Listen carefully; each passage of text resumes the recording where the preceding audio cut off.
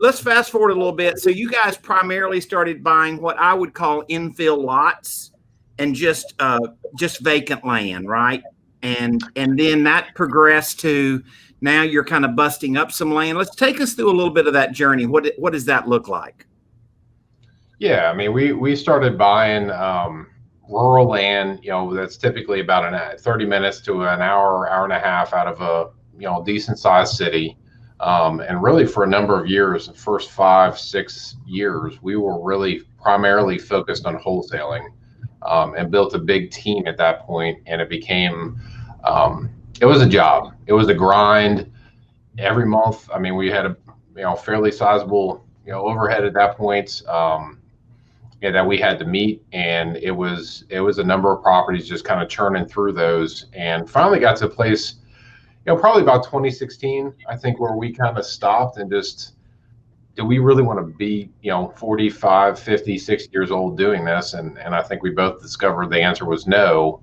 And that's when we really kind of took our pool of money and just started buying and holding assets and creating notes.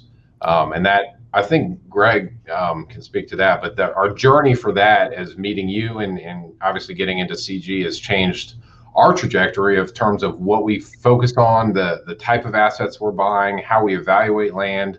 I mean, Greg spent a ton of time this year really getting dialed in on that, actually a good bit. Yeah, I think after visiting you in Texas, taking a look at some ranches and really understanding what our underlying asset was, that land, we want the best quality land that we can have, and really bank on both the land as well as the notes on top of it. Well, guys, we had Mike Powell on, Mitch Stevens, a partner, last week, and he was talking about how he and Mitch have they're moving in that direction as well, and it's a great place because nobody's out there doing it on a level that, on an NFL level, right, on a professional level. Yeah, it's, I mean, there's definitely more competition we've seen. There has been an increase, I think, I guess you can call it competition, more people getting into land investing. But as far as